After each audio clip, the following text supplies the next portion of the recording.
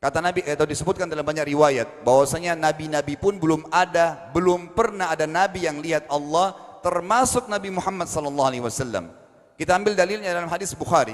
Waktu Nabi SAW pulang dari Isra Mi'raj, jemaah sekalian, Aisyah bertanya radhiyallahu anha, berkata, istri beliau, ya Rasulullah, hal tara rabbak? Apakah anda waktu Mi'raj ke langit, terima perintah salat, sempat lihat Tuhan anda enggak? Lihat enggak Allah itu bagaimana? Apa jawaban Nabi SAW?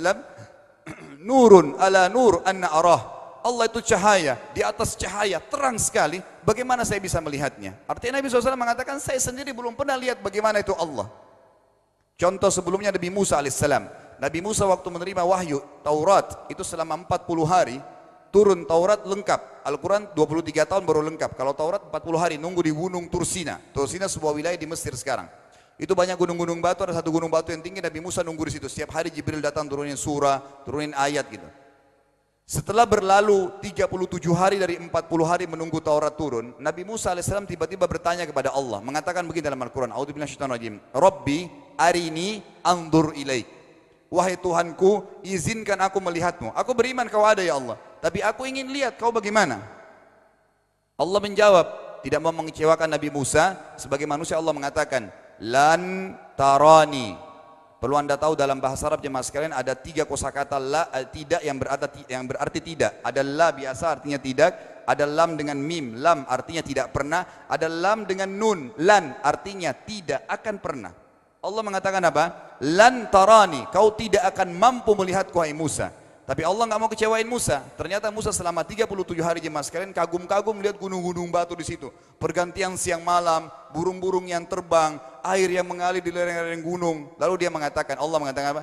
Walakin unzur ilal jabal fa in istaqarra makanahu fasawfa tarani. Coba kamu lihat gunung-gunung batu di sekitarmu hai Musa. Kalau mereka bisa menampung kedatanganku, kata Allah, kau akan bisa melihatku.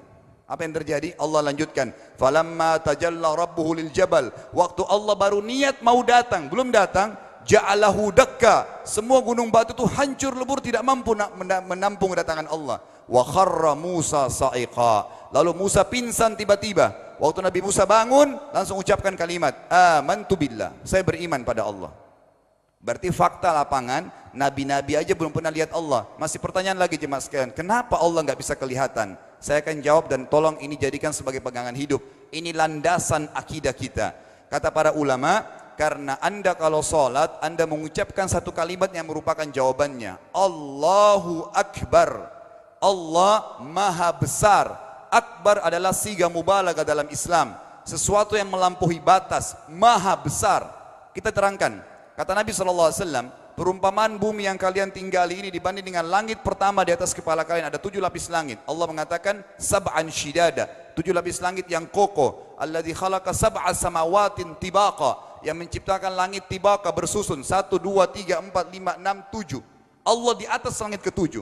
Kata Nabi SAW, perumpamaan bumi yang kalian tinggalin dibanding dengan langit pertama di atas kepala kalian, ibaratnya seperti cincin yang dibuang di padang pasir. Jadi kita tidak akan pernah bisa melihat ujungnya langit karena kita sangat kecil, dan ini terbukti secara fakta. Apakah anda sudah tahu bahwasanya miliaran bintang-bintang yang ada di atas kepala anda yang jaraknya sekian miliar tahun dari bumi dan sekian miliar tahun lebih besar daripada bumi, sekian miliar kali lebih besar daripada bumi, itu semua berada di bawah langit pertama. Manusia tidak akan pernah bisa memegang langit ini dengan telapak tangannya karena dari sini saja ke Pluto jaraknya 270 tahun. Nggak bakal bisa ada astronot dikirim kena mati di tengah jalan.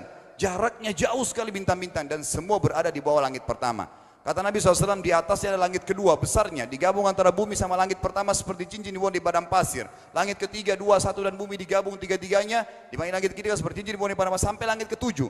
5, 6, 4, 3, 2, 1 dan bumi, 7 digabung, dibanding langit ketujuh seperti cincin dibuang di padang pasir. Dan langit yang luas ini jemaah sekalian dipenuhi dengan makhluk Allah yang lain namanya malaikat. Dalam hadis Bukhari kata Nabi SAW, waktu saya sedang dimi'rajkan ke langit, tidak ada 4 jari pun ukuran di langit yang luas itu, kecuali saya temukan malaikat yang sedang ruku atau sujud, penuh dengan jumlah mereka.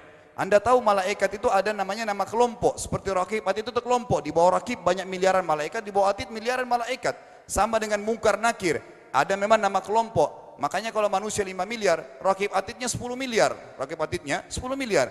Lalu kata Nabi SAW, di atas langit ketujuh ada Sidratil Muntaha. Besarnya digabung antara 7 lapis langit dan bumi. 8 hanya seperti cincin di bawah di padang pasir. Di atas Sidratil Muntaha ada sebuah lautan yang Allah ciptakan. Lautan itu besarnya digabung antara Sidratil Muntaha, 7 lapis langit dan bumi. 8, 9-9-nya seperti cincin dibuang di padang pasir. Makanya kalau anda baca Quran, anda baca ayat wa kana arsyu alal ma, singgasana Allah di atas air. Ini maknanya. Air adalah ada lautan. Lalu kata Nabi SAW, arsy-nya Allah di atas lautan itu singgasananya Allah. Besarnya digabung antara lautan, Sidratul Muntaha, 7 lapis langit dan bumi. 10-10-nya hanya seperti cincin dibuang di padang pasir. Anda sudah hafal ayat kursi? Apa artinya? Ayat tanda-tanda kebesaran Allah. Kursi itu artinya bukan tempat duduk, tapi tempat pijakan kaki raja di singgasana. Kalau raja ingin naik singgasananya di pijakan kaki, itu namanya kursi. Kita baca apa? Wasi'a kursiyuhu as-samawati wal ard. Pijakan kakinya Allah saja sudah menutupi seluruh langit dan bumi ini. Jadi kita mustahil bisa melihat Allah karena besarnya Allah Azza wa Jal. Tinggal kita tutup jemaah sekalian. Kira-kira, lalu bagaimana saya berhubungan dengan Allah? Jawabannya sederhana. Anda lingkari namanya Allah, ini Tuhan kita. Yang menyembah selain Allah kafir, yang mempartisipasikan Allah dengan makhluknya, masih sembah berhala, kuburan, jimat, namanya syirik. Dua-dua enggak boleh. Untuk berhubungan dengan Allah yang tidak kelihatan dengan mata kita ini, tapi kita bisa rasakan keberadaannya, cuman satu cara. Di bawahnya lingkarin ibadah. Salat, puasa, zakat, haji, takziah, ziarah kubur, semua ini adalah rangkaian ibadah untuk berhubungan dengan Allah. Semua ibadah ini jemaah sekalian harus seperti yang Allah mau, bukan yang Anda mau. Ini penting.